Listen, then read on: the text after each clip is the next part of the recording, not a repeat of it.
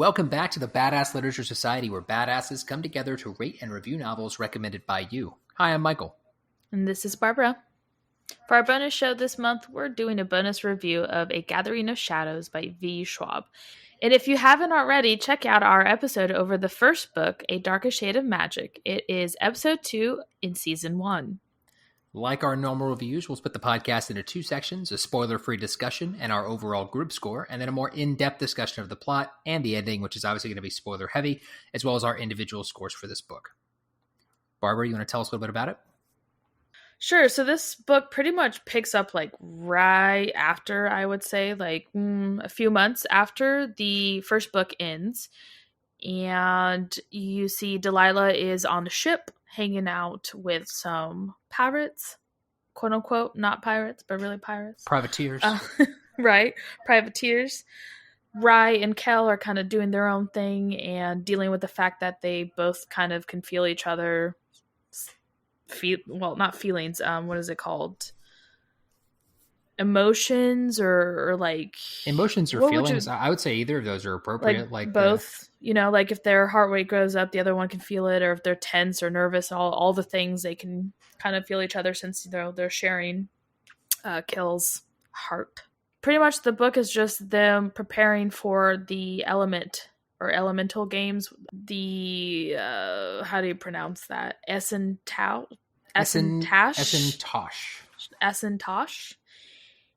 And which is just the 3 countries in this second London, in red, quote unquote, red London, that they throw. It's an like extravagant international competition of magic, essentially. Oh, like the Triwizard tournament.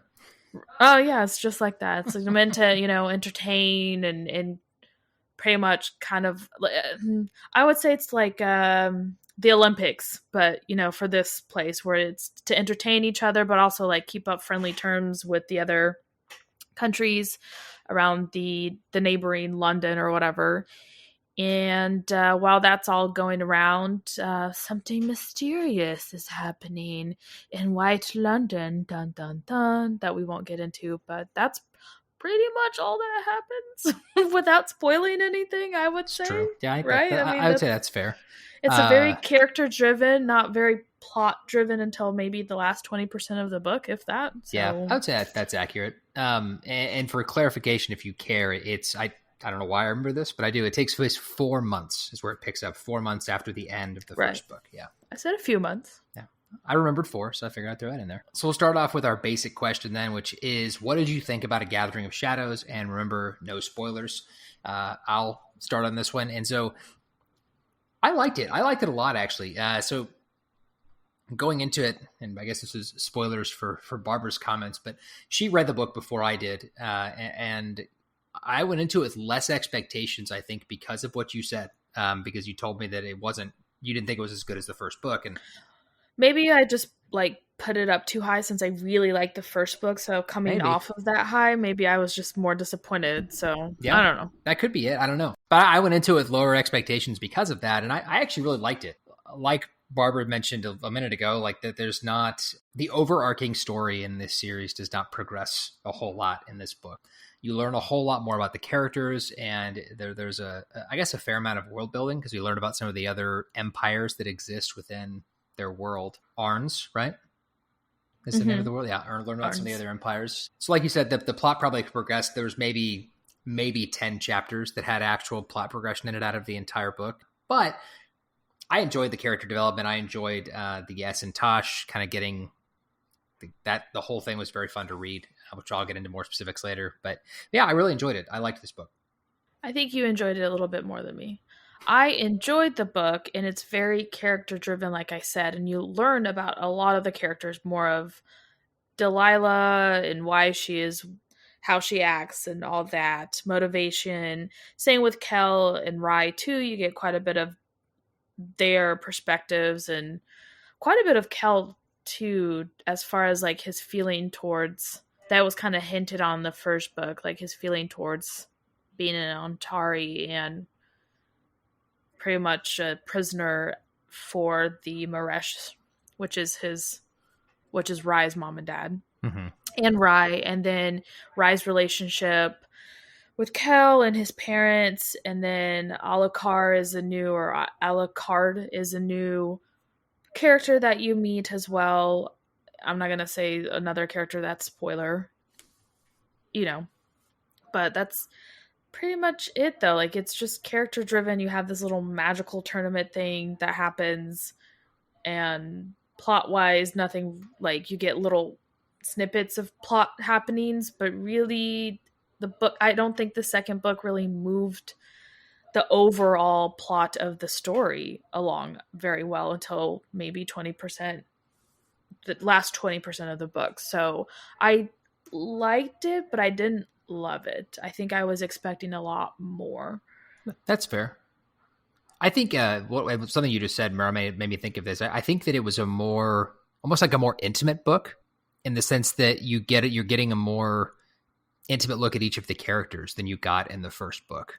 Like, you talked about getting to hear about some of Kell's like internal thoughts and feelings about being an Antari, and I think you get more of that from all of the characters in this book. Like, it just the point of views that you get from the book, because it switches between Lila, Kell, and spoiler Rhy, and then somebody else's. Right. I don't think this one has Alucard's point of view.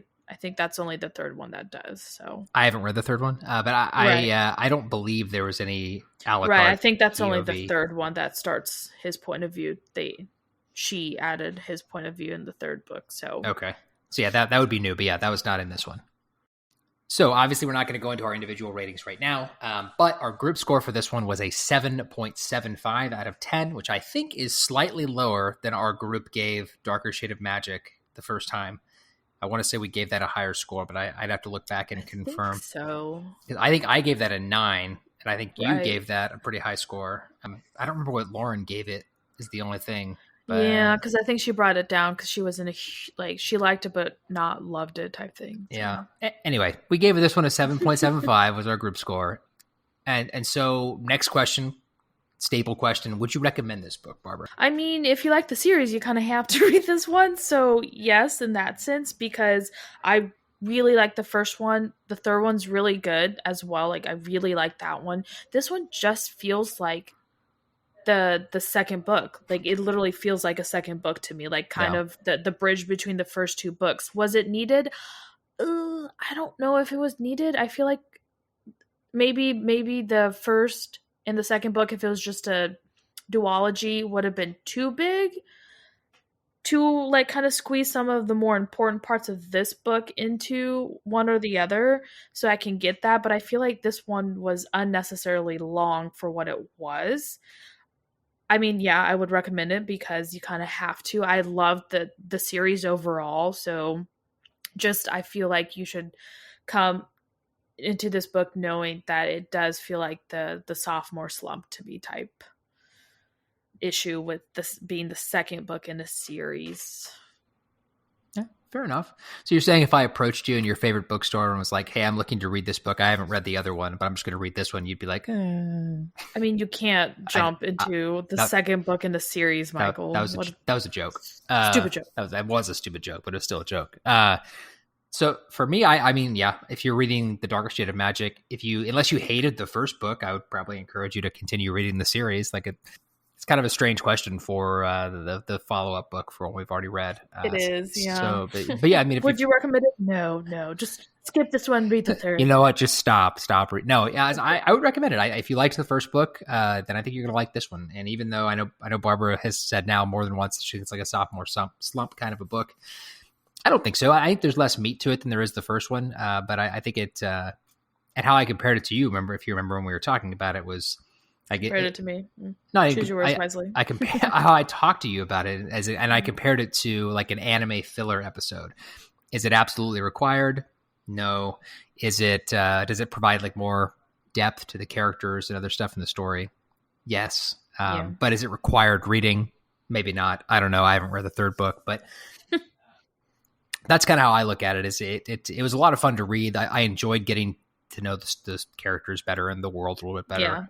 And so for me, it was worth it. But maybe for somebody else like Barbara, it sounds like it may not have been. It's not that it's not worth it. It's just it was fluff. It was character fluff. And if you like that, then by all means, yay. I like a nice combination of character fluff and plot fluff. And Fair this enough. One had more. It was like 90% character fluff, 10% plot. And I need a little bit better of that. So since most of this episode is going to be talking about the depth of the book, we're obviously going to get into a lot of spoilers. So we're going to cut off the first half right now. For those of you that are leaving us, don't forget to give us a rating if you like us, whether that's on Apple Podcasts or Spotify or Amazon or wherever you listen to us. That'd be really helpful. We really appreciate that. For those of you that already have, thank you. And don't forget to follow us on Facebook and Instagram. In both places, our handle is @BadassLitPod. We'd love to hear from you. If you've got a book you want us to read, let us know. If you've got an idea for a bonus episode outside of the reviews that we do, let us know. Now, remember, the second part of this episode is an in-depth look at the book. So if you want to read this, stop reading. If you want to read this, stop reading right now. If you want to read it, stop listening right now and come back when you're done. Hello, everybody. I'm Megan. And I'm Samantha. With Literary Lushes. And we want to tell you about our podcast. Join us every other week as we dive into a sci-fi or fantasy novel where we also drink cocktails inspired by the novel. We post YouTube videos of us making the cocktails. And a lot of the times we even have the authors on, including Dennis E. Taylor, Marissa Myers, and even Angela Roque. So join us because you don't want to miss the podcast that's been described as not taking ourselves too seriously. And with that, we say, stay lively with your libations. Now, for those of you sticking around for the spoilers, here we go. So we're going to jump in here like we always do, and we're going to talk about who we think earns the Badass Character Award for A Gathering of Shadows. And for me, I want to say it was kind of a tough decision because it wasn't an entirely tough decision. I think that the choice for me here is Lila, and it's Lila because she's a badass, number one, pretty obviously a badass if you've read this book or the first book for that matter. But this book has her really not only growing in her magical powers, but like growing rapidly. Like she starts learning things very quickly and picking things up and goes from someone who can like barely summon fire in her hand at the beginning to, being a really solid competitor in the Essen Tosh, the magical tournament Barbara was talking about before. So I think she's got to be my pick for the badass character of this one. So my badass character award also goes to Delilah Bard, or Lila, as she's called in the book as well, just because of the same reasons Michael said. And I do understand. I think the reason why she picks up on the magic so quickly is because it's been hinted on that she is a certain magical person as well. I mean, honestly, I feel like if you've read the second book, you should know at this point that she is an Antari. It's not confirmed yet, but it's very, very well hinted at. And if you can't pick that up, I'm sorry, there's something wrong with you. I'm just going to point that out because it's very strongly hinted at that she is, in fact, an Antari. Would you not think so? So I would say it's very strongly hinted at that she is an Antari, but the confirmation is literally the cliffhanger at the end of the book that she talked, because V. Schwab's that she was talking about, like in this book, that she'd never, not in 9 years, she never ended a book with a cliffhanger until this one. Like this one, yeah, right. This heck of a cliffhanger. So you literally, the book ends with you wondering, right? Is she an Antari? Right. But I mean, yeah, and I would like to point out that I'm pretty sure I guessed that in the first book. But I mean, to be fair, it would be kind of a. I mean, it's not a V.E. Schwab move, but if this book was written by George R.R. Martin, maybe book 3 would open up with Lila being torn to shreds because she wasn't an Antari and couldn't. I guess that's true. But no. But yeah, anyways, but like she has a natural affinity to magic, and you can see how quickly she can pick up on it just because, like you said, in the start of the book, like she didn't know how to do magic. And then you get a training montage between her and Alucard, and he's teaching her how to use the magic. And it's really cool. And it is cool to see her grow. I still think she's a little of the I'm not like other girls trope. And sometimes that's a little grating on my nerves. A little like, oh my God, she leans so... We're not going to get into this hardcore. I know, but besides that, she is the badass because she's always saving pretty much everybody. I'm not like the other girls. I know. It is a little That's the one issue that I have with her character. But besides that, she is a badass, and it's just cool to watch her grow into her powers. Agreed. Lila, you earned the badass character award. Here's your trophy. Okay, so we think it's important for readers to know what, if any, representation is in the books we read. So in this book, there are some major and side POC characters, some LGBTQ plus characters, but no persons with disabilities. All right, thank you, Barbara. So let's kind of dive into this and talk about some of the characters more in depth. And I want to start with Lila because I think that in this book anyway, I think that she's indisputably if there's a main character, then Lila is that main character. I feel like we get more of her perspective than anybody else. Would you agree? I guess, yeah. Between her and Kell, still. It was definitely split between the two of them, and then a tiny little bit of Holland. But I just felt like. And there's also Rhy too. You always forget about him. I do always forget about him. Was he a perspective character in the first book? Or is that new for book 2? Yeah, I thought so. I don't remember. That's why I was asking. I don't know. For some reason, I thought the first one was just Kell and Lila. I don't remember. So this one's perspective characters. It was Kell, Lila, Rhy. Was that it? It was just the 3 and Holland, four of them? I'm pretty sure Rhy. I know for a fact Rhy has point of views in this book, in the second book. But would you agree that like Lila is the main character, or do you think it's more of an ensemble cast here? I don't know. I think it's between her and Kell still, and everyone else kind of gets some, not a lot. Yeah. What did you think of Lila's character development in the second book? It was fine. I mean, I feel like that's all it was just character development. She starts off in the book learning how to use magic with Alucard. He teaches her in the little ship thing, and then they get to Red London, and she joins the Tosh, whatever, however you say that, and she pretty much kind of learns by trial by fire of how to control the magic. So, I don't know. I guess you learn a little bit more about her character-wise, but it's mostly just a training montage for her.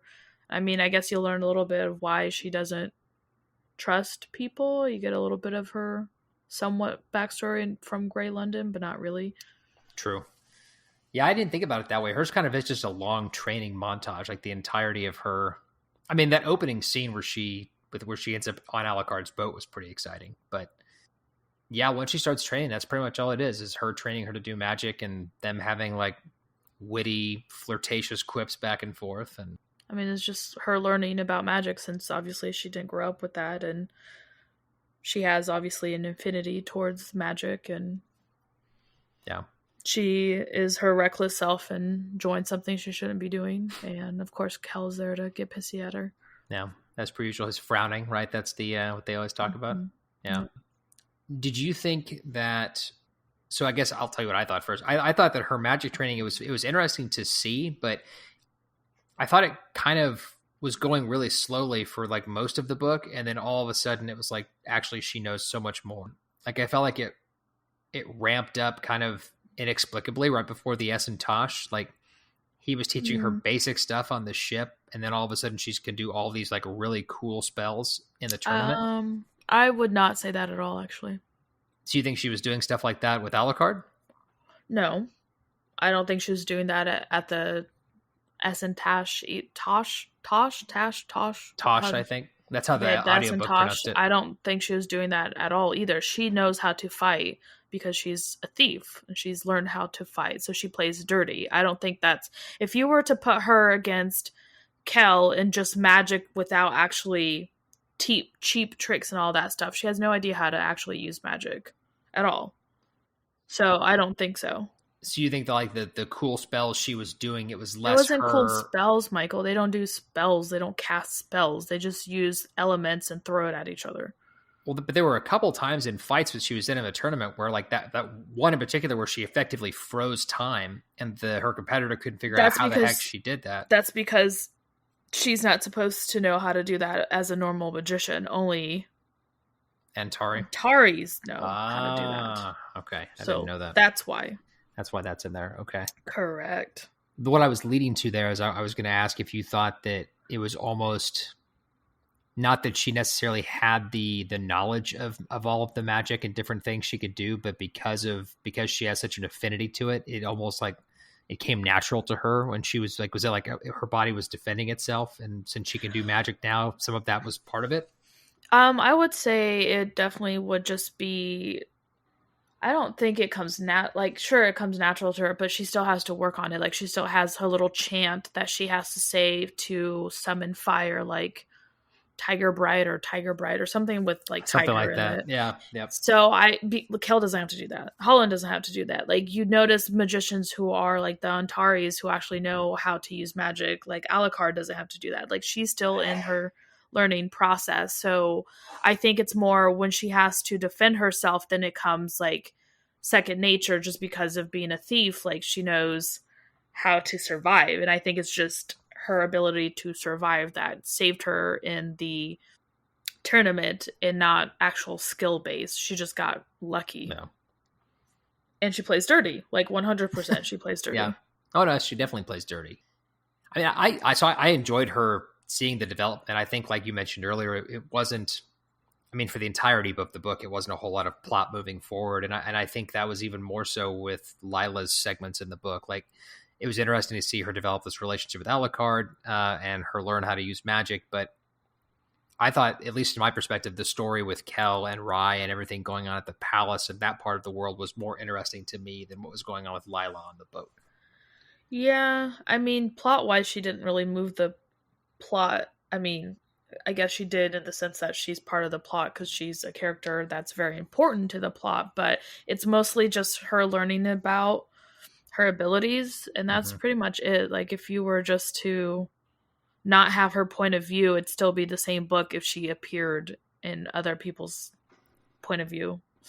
So the only way I think, so I half agree with what you said. I think that if you remove her point of view, the story generally progresses the same way. But the other thing that her point of view or her perspective chapters did was it introduced us even more to Alucard. And I felt like we had a better understanding of his character before they got to Red London. And if we didn't have Lila's chapters, we wouldn't have had any of that. Exactly. But like, that's what I'm saying. Like, she's just a plot device at this point. Like, you shouldn't be a character for a plot device. Like, that's kind of sad. Like, she's one of the main characters, not a plot device. But like, not to say that she's not interesting. I really like her characters. But as far as like moving what is the plot between books 1 and 3, hers is the slimmest one. I mean, she's still very central to the overall plot. It's just, I feel like in this case, it was just, hey, I'm figuring out magic. I mean, it was kind of cool to see the different stuff in her point of view since she's still learning. So as a reader, you'll learn with her. You know, like, we don't know what the S and Tosh is and all that stuff. So it's her learning, like, we learn. So maybe that's why her point of view is included and why she was so central to that aspect, is because as readers, we learned with her. Yeah, that's a good point. And I guess it was interesting to see, because I guess up until then, we haven't really seen anybody learn magic. We just saw the magic happen. So yeah, I think that's right. That was interesting to get to see how they learn how to use it in this world. And so we talked about Lila a little bit. Let's kind of shift focus over to the story going on with Kell and Rhy in Red London. I really enjoyed kind of getting to see the brothers, I guess, learn how their new life was going to be, right? With this connection that they have through the spell that Kell used to save his life. And you figure out that at first, it just seems like it's pain. And then as the story progresses, you find out they're sharing lots of other emotions too, that kind of funnel or spill over from one brother to the other. Pretty much. Yeah. Did you like that? That was interesting, the way that she set up that link to be. No, Michael, I just thought it was just worthless. Like, what kind of answer are you expecting? Like, I thought it was really interesting, especially because they're so different, and yet their unwavering loyalty to each other is just very, very apparent, to the point where, like, Kell tries not to risk his life. Rhy is trying not to risk his life because it's tied to each other's. Well, I guess Rhy can risk his life in the sense that even if Rhy dies, Kell doesn't, but Kell will feel the pain. Right. So it was kind of interesting to see how they were dealing with it, because they weren't dealing with it very well at all. Kell can't be as what is the word? Not hard-headed, but when you don't think about consequences, what is that word? Brash. He can't be so reckless or rash like he used to be in the first book, because now he's constantly thinking of Rhy, because anything he does will affect Rhy, and Rhy feels like a shell of himself, because he's not essentially alive. Like, technically he is, but only because of Kell. So he kind of is struggling with the sense of who he is anymore and his purpose, because he doesn't feel things anymore, and when he goes to sleep he feels too much, because then he's remembering dying, essentially. Yeah, which would so it's a very interesting, terrifying. Right, it's very interesting. I enjoyed their link, essentially. I think it added a whole nother level to their relationship that I thought was really interesting to see. One of the earlier on, when we don't quite get it exactly how deep the connection is, and Kell almost uses it at times to, like, if the prince is in trouble, he can tell because of the way that he feels. And there was one scene where they went out to the bar, and Rhy is in the back room at that bar having sex with the barmaid, and Kell thinks that he's in grave danger because his heart rate's rising and all of that stuff. And then he goes back there, he gets pretty frustrated that that's what was going on. I laughed. I thought that was a pretty funny scene. Yeah. As the connection expanded and you could see kind of the more intricate things that are happening. But they also used that same ability in that really later on that night when Kell knew that Rhy was being tortured after he got taken and was trying to locate him, and was hoping to use the connection they had to do that. So yeah, I thought it was really cool getting to see their connection broaden. And I think it changed their relationship as brothers in a different way that I think added to the story. If anything, it made them even closer, which is a positive and a negative, like you said, where you get to see, the fact that they're connected and he saved Rhy's life. But the side effects of that are obviously that Rhy is constantly afraid for his life. Kell is constantly afraid for his, because if Rhy Kell isn't afraid for his own life. You don't think he's afraid for his own life? Not at all. No. No. He even says at one point, like, he's made peace with the fact that he might die anytime something happens, but like I don't think he's afraid for his life. I think he just doesn't know what to do with himself now that he's changed and he's not his own person.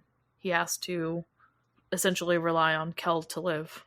So I guess in that sense, Rhy is still just as reckless as he was. Kell is the one who is less reckless, like you said. Correct. And Kell now is pretty much a prisoner in Red London because the king and queen refused to let him do anything or leave their sight, because his life is literally tied to their son. So and the future king. So right, yeah. And the sad part about that is just it's Kell's progression overall. Because like at the beginning of the first book, Kell was careful and safe, and he had his smuggling. Illegal. It was illegal what he was doing. He was doing his smuggling, but he was very safe about it. Like he wasn't getting into fights. He wasn't like going out of his way like Rhy did. He wasn't going out of his way to do crazy stuff. And but would you say it's his fault that the black stone from Black London came to his possession? 100%. Like that is his fault. He smuggled 100%. That into his Red London and caused that whole issue that happened at the end of the last book.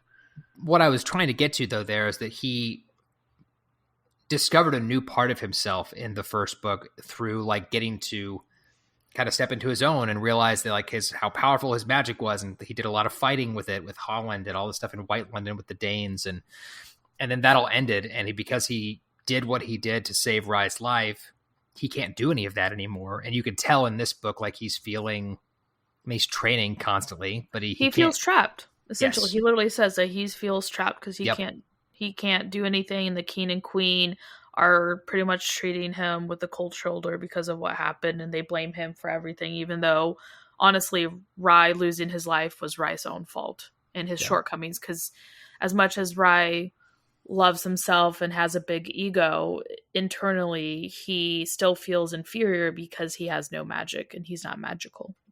Yeah, that's true. But I think that if Rhy died, that they would blame Kell. Well, I mean, yes, his life is literally tied to Kell, Michael. No. So yes, 100%. Like the whole point of Kell was to be a bodyguard for Rhy, and they turned out to be like, they treat each other like brothers and sisters, and that's the issue with treating each other with brother and sisters. Like you have a different type of bond than that one. Than you would if it was just a bodyguard and right. Master, I guess, whatever the correct term for the other person is. Master? I wouldn't say master. I mean, it's an employer-employee relationship. Sure.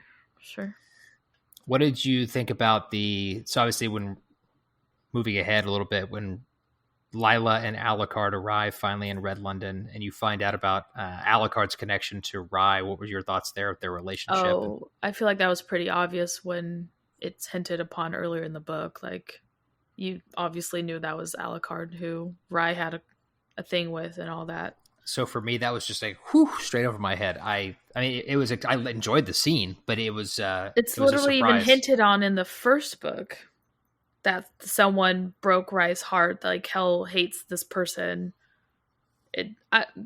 It's very severely hinted on. Come on. And even throughout the beginning of the book, it's very hinted at it's Alucard, and So you think in book 1 you already knew it was Alucard, even though because we didn't know who he was, but you knew that there was someone that Rhy fell in love with and Kell absolutely hated because some instance he broke Rhy's heart is what you learn in the first book, and then in the second book you meet this dashing privateer, as he calls himself, not a pirate, because he works for the crown, as he says, but you kind of learn a little bit about his backstory, and you fit the puzzle pieces together and you kind of know it's him.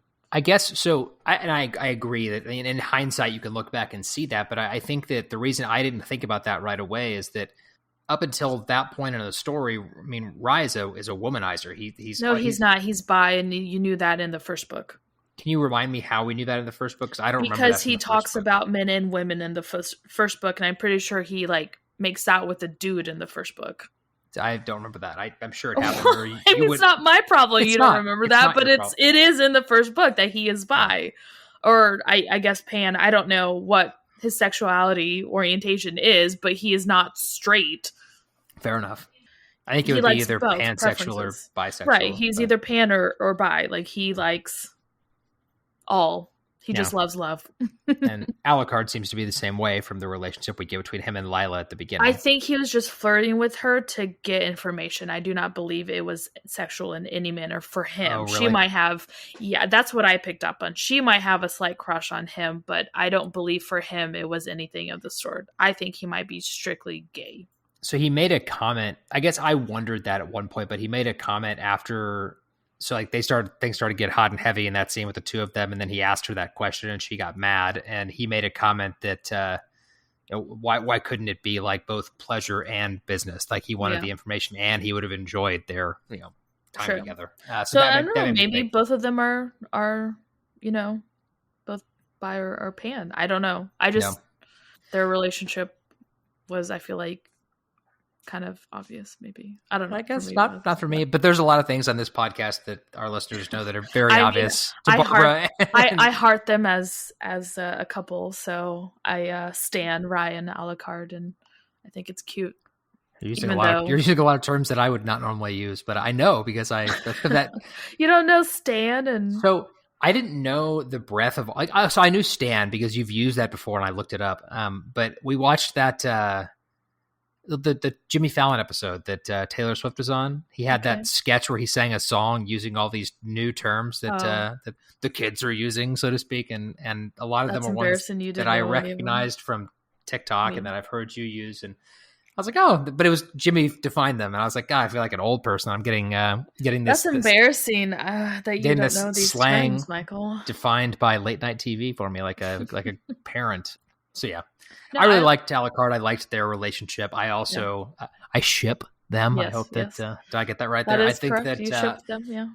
I think that it would be cool to see them come together and have a more serious relationship than apparently it was previously. Right. I think really it's funny that Kell is super overprotective brother towards Alucard and Rhy. I mean, I get it.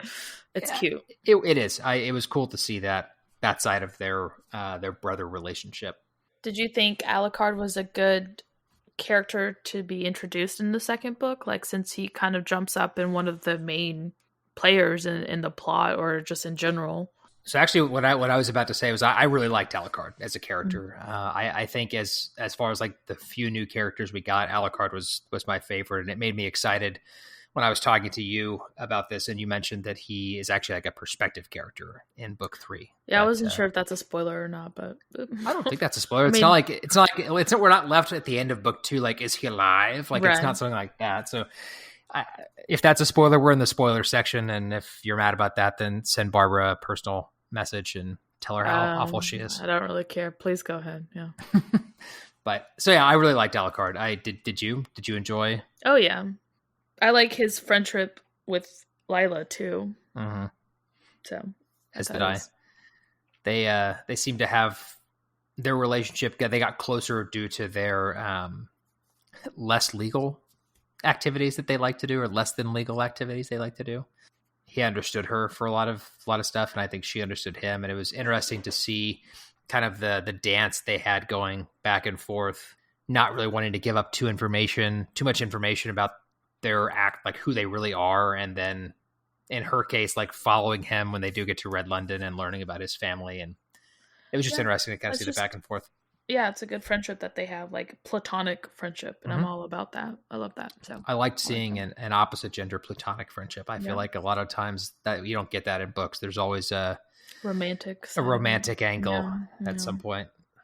So yeah, no, I really enjoyed Alucard's character and enjoyed his relationship both with Rhy and Kell. It was fun to see him and Kell kind of exchange blows, so to speak. As well, but. What about Holland? Were you surprised that no, Holland I'm pretty was sure alive? If you listen back to our episode, our episode over... It was our second episode, so it was pretty damn close to the first episode. That I think, if I'm not mistaken, I'm pretty sure it may be all of us. I think we all said, I don't think we've seen the last of Holland. I'm sure we did. I mean, I feel like it was exciting to have that confirmed, but I don't think it was like, oh my God, he's alive. The more surprising parts of his story were his interactions in Black London and kind of learning the tiniest amount about what happened and what's going on or what went on there. I really, that was one of the few aspects of the book where I really felt like I wanted to know more. Like there was all this like intrigue and mystery around Black London in the first book where you just knew that it fell and magic overtook the land, but I wanted to know more about what happened. From the Black King, I think is what they call him, the dude that is inhibiting Holland in this book. He pretty much wanted more and pretty much sucked up all the magic from Black London and then tried doing that with other places. So he was a person? He's not just like magic incarnate? So I can't say anything because you find that out in the third book. So I don't want to spoil anything. Because in case I say something that's only that you find out in the third book, since I've read these literally back to back, and fair enough. It takes place literally back to back. So because I've already spoiled something earlier that we're gonna have to cut out. So yeah, for me, you spoiled it for me too. Whatever, you're fine. So I just don't want to say anything. I don't matter, but you're gonna forget anyways. Like, let's be honest, you're gonna forget anyways. So it's fine. So I'm not gonna say anything. I'm just gonna say he is inhibiting Holland, and he made a deal with Holland, and he's a creeper. Oh, super! Yeah, it's he's very interesting. The magic incarnate or whatever he is that made the deal with him. I also really like Holland. He's like a poor soul who just can't catch a break in anything. Like, I understand, like, all he wanted to do is save his world, essentially, like his city. Yeah, but at what cost, though? I mean, he probably, like, so he kind of threw Kell under the bus, but, like, Kell threw him under the bus, too. Like, Kell pretty much stabbed him and sent him to Black London to die, and Holland survived. I'm not even talking about that, though. Like, I'm talking about, like, he had just gotten his freedom. Like, he was effectively a slave to the Danes most of his life. How did he get his freedom? He didn't get his freedom, Michael, from the Danes? How did he get his freedom? I assume he got Kell had to kill. No, he didn't kill them. Kell killed him. But when they died, he no longer was behooven to them anymore. But he literally was still behooving to them, as you used, until Kell went over there and used Holland to kill. Like, that's what I don't think you understand. Do you not remember what happened in the first book? But wasn't he free after that once they died? So they literally die, and then Kell sends the Black Stone with Holland and sends him to his death. Like, where are we missing here? So it wasn't like we had like 20 chapters of Holland just being free, hanging out. It's literally all this happened in the same chapter. My point is, he's finally free. He could have just he didn't have to take the magic in Black London's offer. He could have just left. He would have died. He was dying in Black London, Michael. The dude saved him. The Black King saved him. That's why he said yes to him. But didn't he save him before they made the deal? Like, he healed him so that he could be like healthy enough to make the deal. I don't think so. That was my understanding, because like he was effectively like dead. But he was still stuck in Black London. What the hell are you going to do in this weird like world that you can't do anything and probably just die after the fact? You don't think he could have gotten back then? No, he couldn't have. Like how? Okay. So for him to travel in between the Londons, he needed something to get back to the other place, and I don't. Well, I mean, he might have, because he was an Antari, so he might have something. I believe he was not able to go to his home or whatever the case without his help. Essentially, that's why he made the deal. That makes more sense then. I was under the impression that he could have gotten back if he had not accepted the offer and just. I mean, he wouldn't have the power, obviously, that he got when he became possessed by this thing. I don't know. A reader can correct us. I don't think that was the case, but I could be utterly wrong. What did you think of his apprentice, Ozka?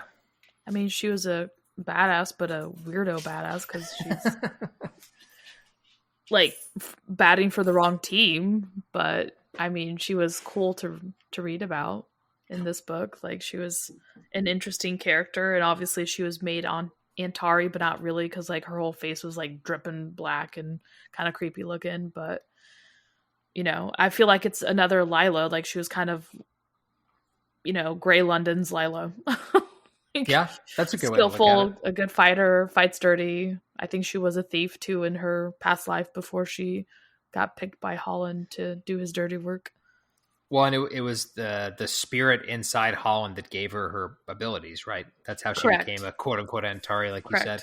Yeah, she was creepy. She was a badass. It was, I mean, the action scenes that she was a part in were exciting to read, but she was definitely a strange one. I guess I can't even ask you because you've read the third book. I was going to say, like, obviously, I think she'll play a bigger role. So we'll. Yeah, huge. Mm-hmm. She kills Kell. So she kills Kell. Well, there you go. I mean, it's kind of hinted at anyway. So there is literally a cliffhanger where you don't know what's going to happen. So, in theory, that could be a spoiler. Though I'm pretty confident you're not going to just throw something like that out there. So the only other characters I wanted to talk about were the king and queen. I guess the only thing I wanted to talk about them is I was a little surprised at how they treated Kell after he saved their son's life. They're assholes. Let's not, you know. Yeah, they were. I think the queen even more so than the king, but they were both like, because the queen wouldn't even speak to him. Like, she glared at him when he walked in the room. And I was like, I understand, you know, this person isn't your biological son, but you raised him as your son for most of his life. And then now you hate him because he saved your son. Like, I didn't understand their resentment towards him. Did you? Yeah, so so they blame everything on Kell, even though, like I said, Rhy was the one who took the deal with Holland because he was hoping to be able to wield magic. Like, that's always been his kind of Achilles heel, essentially, is he is still very bitter in the fact that he can't do magic. And he sees himself as a lesser prince and soon to be king just because he can't wield magic. So I think they still blame Kell for bringing the Black Stone to Red London and causing all that, the issues that happened in the first book, and for essentially Rhy's semi-death. But that part wasn't Kell's fault. Like, Rhy made the deal with Holland. No. The Dane twin, the girl, what's her name?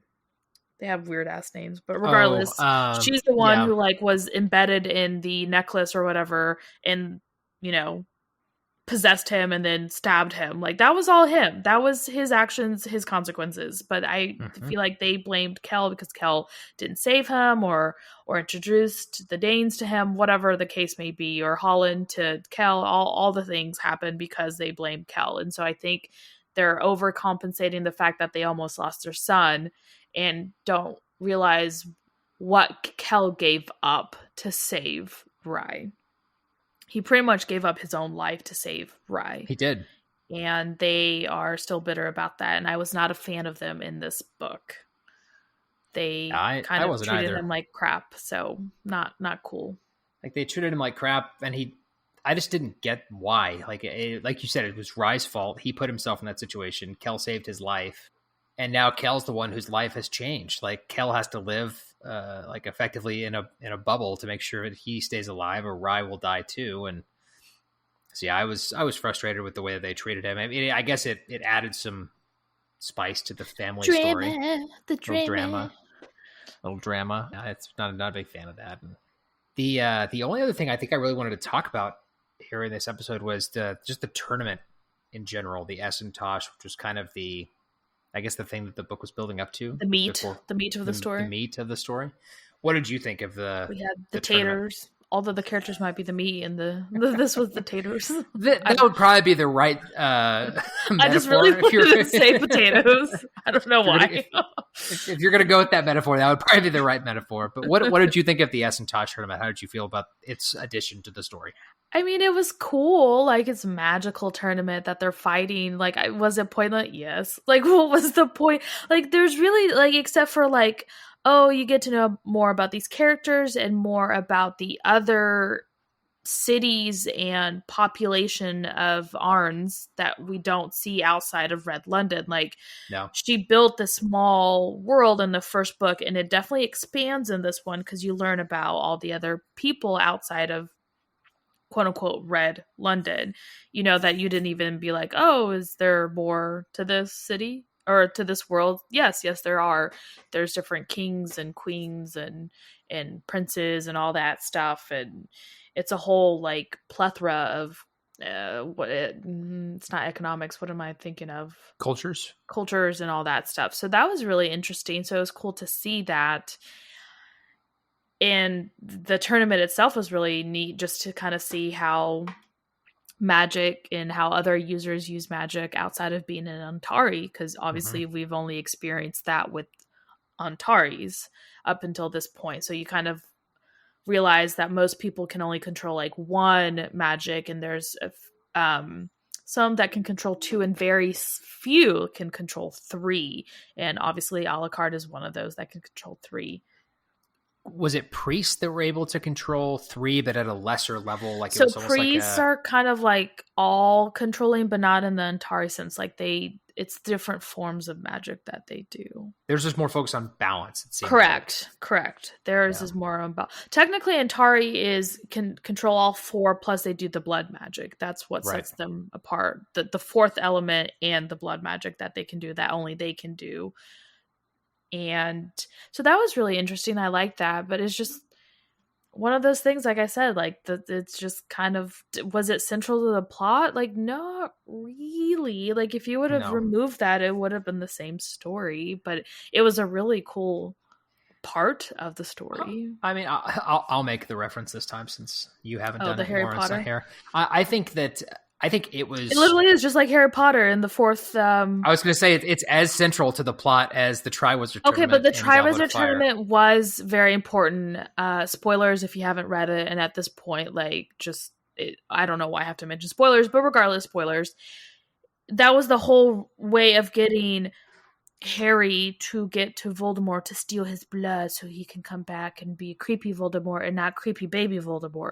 So this part, there's literally, if you remove the tournament in Harry Potter, the Goblet of Fire tournament, then you kind of lose a lot of story. And then you're like, okay, well, how are we going to get Harry from school to creepy cemetery of Lord Voldy's ancestral home? Whereas in this one, you remove the and Tash. What do you have? Tosh, what do you have? I mean, you might not have character development for Lila and learning how to maybe start controlling her powers a little bit better. And that's it. That's literally it. You don't have anything else. Much. The story does not change. I really enjoyed reading about the tournament in this book. I thought it was very exciting. I thought it was cool to see the like you said, like the magic fighting in this universe. I think if we're going to compare the two, the Tosh was probably better for spectators than the Triwizard Tournament. Right, because it's like, oh, they're underwater. What are we watching here? What do we do now? Cool. I guess stuff is happening underwater. Well, and then that's like the running joke. The other challenge with the dragon, like all of Harry's challenge took place like off field, so they couldn't even see it. I've seen a TikTok where someone was saying this stuff, and then same with the maze. It's like, okay, now we're just staring at a maze. Awesome. Whereas in the Tosh, at least it was an arena, and you could actually see the fighting. But so I really enjoyed literally it. made all these really cool like arenas to hold all these people up. That was cool. The floating arenas. Yeah. He was very proud of that, and you kind of saw him in his element. I enjoyed getting to see the more diversity in the magic system, like you said, getting to see how other cultures and empires and civilizations wield magic. It was also cool to get to know a little bit at least about some of those other cultures. And then, so yeah, I really like the Tosh. I think that you're correct. If you took the whole thing out, it doesn't plot wise take much away. But yeah, those are my thoughts on the Tosh tournament. I thought it was an interesting addition to the book. Outside of that, what did you think about the overall world building that we got in book 2?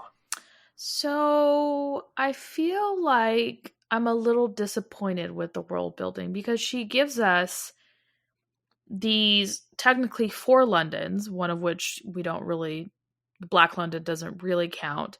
And I know Grey London we get a little bit of in this book, but not really. And it's really not that important because magic is quote unquote has disappeared from that world.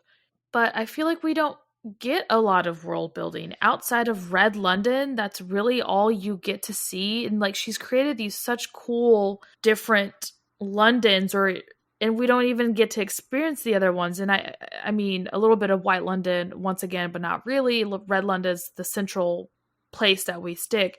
And even outside of Red London with Lila and Alucard, you don't really get too much of outside of that London, of this London or this world's Red World. I don't know. What do you want to call it? That's what it's called. World. Yeah. The Red World. Yeah. So you don't really get to experience anything outside of that. So I was a little disappointed. Like the stuff that we get that she did hint on, I really enjoyed. Like all these magical stuff and these like the pirate location where you can, buy all these trinkets and stuff and all these different characters from the different cultures, but you get a hint of it, but not really. So I was actually disappointed. I wanted more, and I feel like she could have used more, and we never really get that. Yeah, I'm with you there almost 100%. I was also disappointed. I think in my prediction at the end of book 1 that Holland was alive, I also predicted and like had my fingers crossed we were going to get to learn more about Black London, and I feel like we got nothing. I mean, it's pretty much dead. It's a dead world though. Like there's nothing there because the king of Black London destroyed it essentially.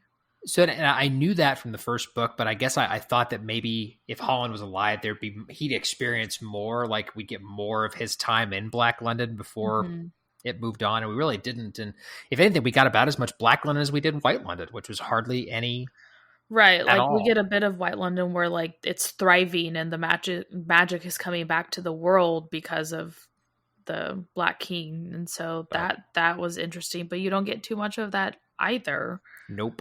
So I mean, literally, you got to like a Holland chapter in the book, and you'd look down on the Kindle. At least I did, and it said it was like a 4-minute chapter. Yeah, they were like very the 20-minute chapters that were Kell and Lila. So you get very little of White and very little of Black, and like a one chapter of Gray. Right, it was literally when Kell visited his friend, right? Well, his dead, like the king died, right? And so it was his son that took over, and his son was a douche, and he was like, "Well, I'm never coming back here again," type thing. Yep. And it's sad, and like you get. Like, I get why they did that. It kind of explains Kell and his ties because that he enjoyed Grey London and going to visit this king, and he essentially made a friend out of him. So it's kind of sad to read that, but like, did it add anything? Like, as far as I'm aware, like that was not super necessary either. So it's just kind of one of those things where underutilized. Drama. If you ask me. It added some drama. Yeah. So. But yeah, I was disappointed. I thought we were going to get a lot more world building than we did, and I guess the world building we got about Red London, learning like about the different empires and civilizations there, was cool. But I ended the book wanting more, and obviously you can't answer this, but I'm hoping that I get more in book 3. I guess you're just gonna have to read on. That's the plan. And then we'll talk about it here. But yeah, so that sounds like we're kind of on the same page at the world building. Didn't hate it, but was kind of felt it was lacking. Yeah. That'd be an accurate way to sum that up. So moving on from there, my final question I'm going to ask you is one of our basic ones for our normal ones, but your favorite character. Who was your favorite character in book 2 here? Oh, are you not going to, did you like the magic? Like, we get to learn really a lot more about the magic. How did you feel about the magic system in this? Because, yes, we saw the magic in the first book, but I feel like we got a lot more of the magic in this book and how it works and how it doesn't work. So I didn't hate the magic system. It's not my favorite magic system in books that I've read. I think that it's lacking, and maybe they'll correct this or she'll correct this in book 3, but I just, even though we got more depth here, there's still not a lot of depth into how it works. What do you mean? Like the intricacies behind like how they connect with the magic and how it works, and the explanations there were just not a lot you're of. Either born with it or you're not, and then you have a general affinity towards one of the elements, Michael. So it was fine. Like I said, I didn't hate it. And of course, Antara can do blood magic, and then they have specific spell. That one, they do have specific wording that they have to say to use. It was fine, but it's not my favorite magic system. I'm glad we got to see more of it, because effectively in the first book, the only magic we saw was Kell and Holland's. So it was cool to see more people using it. Right, because Lila, like, you're learning with Lila, essentially. The learning with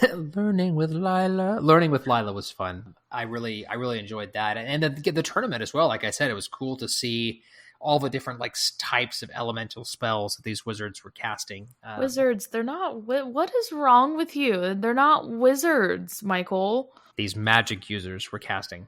It was very, very cool. I'm not casting either, but that's fine. The magic that they were using, it was very interesting to see them using the magic and the different styles and different. I'm not going to say spells. That's probably not a good thing to say. But it was cool to see. I enjoyed it. What did you think of it? Well, you literally said you didn't enjoy it, so you're a liar. I didn't say I didn't enjoy it. I said I enjoy other magic systems more than this one. It was fine. I didn't hate it. It wasn't like, oh my God, this is horrible. I don't want to read any more of it. Like, I liked it. It just wasn't my favorite magic system in a fantasy book. That was all I said. Because it's not super intricate and not like over the top, and you don't have to like have a degree in like freaking biochemistry to understand it. It's not great. Okay, well, fair enough. Okay, that's true. I enjoyed it because of I liked that it was the 4 elements, and within those elements you can create different things with it. You know, using the elements, you can make more of something, and essentially they still need that element. They can't just magically whip it out of air. Like, they have to have that somewhere for them to use. It kind of reminds me a lot of the Avatar, actually, how it's the 4 elements and you have to have like this connection with those elements. Yeah, that's a really good comparison. That's why I liked it, because I as much as quote unquote simple as it is, I still really enjoy that, because I enjoy the simple magic system where it's just your connection with the elements. Essentially, it's pretty much like your mind and because there was a scene in the tournament where Lila, or even actually in one part where Lila is trying to control the water of the ocean, essentially, and Alucard like looks at her and goes, "Are you crazy? Like, you can't control the ocean. Like, this is like you're trying to control the whole ocean. Like, that's how you see it. It's not just a little drop, it's the whole thing, and you're going to like pretty much kill yourself trying to control the ocean." And she's like, "Oh, but I made it move." And he's like, "Okay, bitch, Craig." I really liked that scene, and I thought that was a very good explanation as to how. Right, like it's a give and take.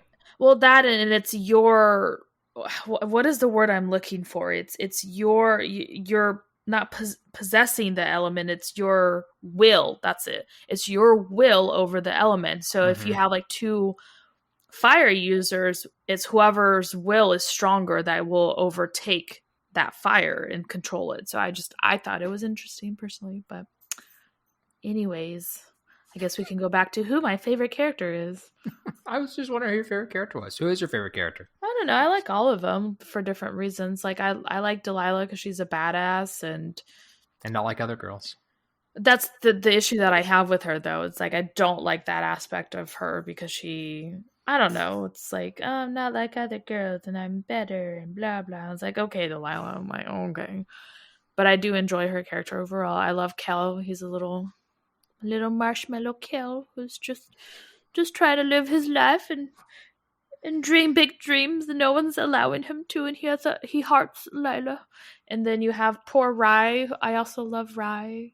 It's just his, like, you can connect with him feeling inadequate and being this prince that he doesn't think he's good enough to serve his people because he just doesn't know magic. So he's always felt inadequate. And you can see that really strongly in this book.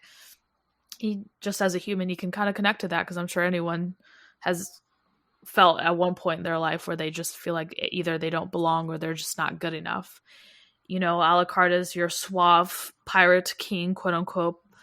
Not pirate. Privateer, Barbara. Privateer, but obviously he's hiding some deep internal scars and issues that's going on with him. And then there's poor Holland, who, like I said, can't catch a break. This poor, like, I know he's technically the bad guy, but like I can empathize with him like he's a likable.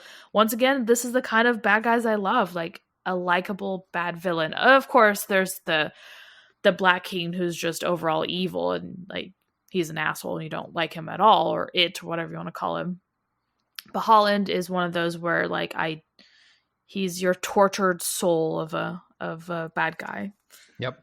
And I think for him it's he justifies the whole using the Black King as the means justify the end argument. Mm-hmm. But I think that the reason that he's likable is because his means was a nice means. Like he literally wanted, it wasn't even personal. Like it's not even personal gain with him. He doesn't want anything for him. He literally just wanted to see his world thrive. White London thrive because the magic is disappearing. And he pretty much blames Red London because they did shut their doors when Black London did all their crap. They shut their door and that cut off poor White London.